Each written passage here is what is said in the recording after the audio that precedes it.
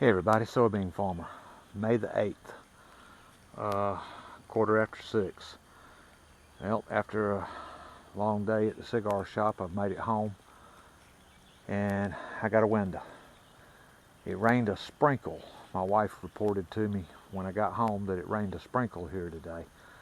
There wasn't even anything in the rain gauge to see, so nothing, no measurable amount. And here's the objective. All right, on the last adventure here on the little farm, you watched me get this rolling basket back on after replacing both bearings on both sides. This tool is ready to roll, but it needs to come off the tractor and it needs to be parked back over here on its blocks so it's sitting level, so the next time I want to hook to it, it's just a simple go back up to it and hook to it. And the tool we want to get is that chisel plow parked over there in the edge of the woods, and we're going to roll out here on this 5-acre field. You can't see over the knoll from where I'm at, but there's a grass meadow strip waterway, and then there's a 2-acre field right here.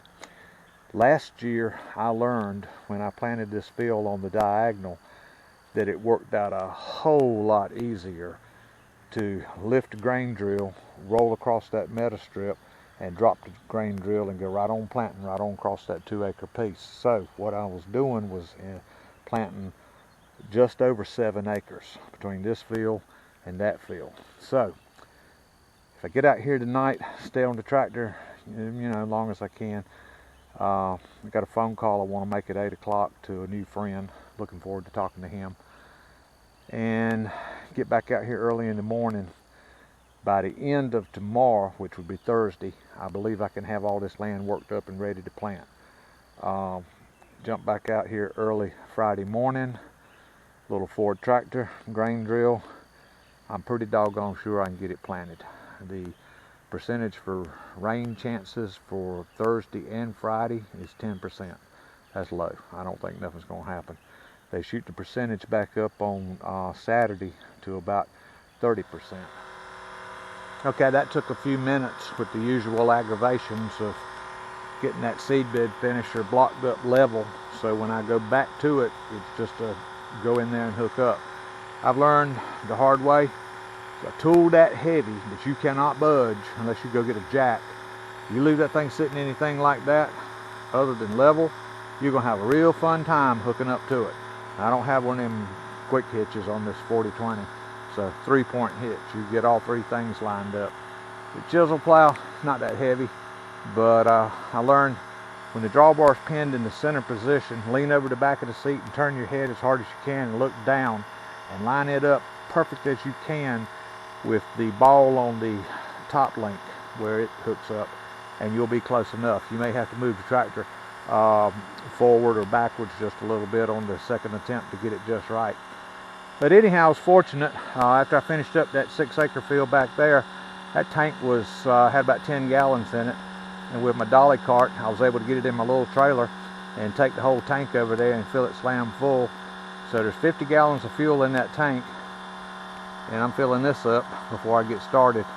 And it was pretty doggone empty. I don't know, it might have had 5 gallons left in it. But when you go to lift that seed bed finisher, as heavy as it is, there's no weights on the front of this tractor.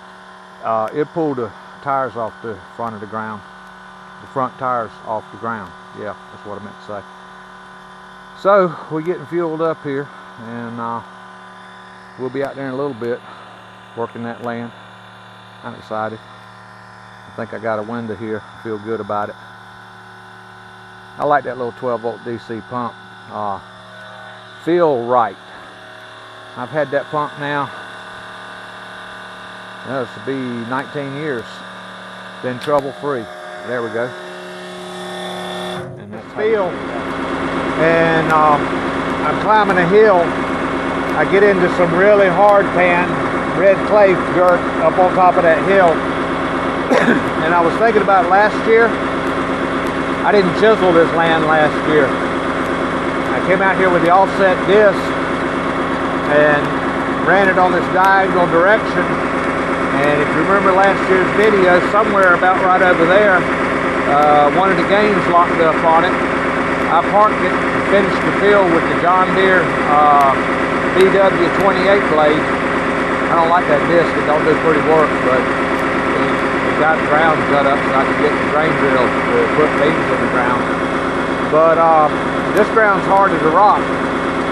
Not to mention I'm climbing a hill pulling a chisel plow. I'm kind of glad I broke one of the shanks off of this thing and I'm only pulling 4 prongs.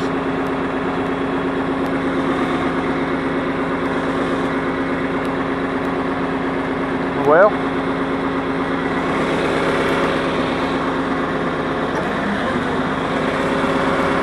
let's climb a hill. That's 4th gear.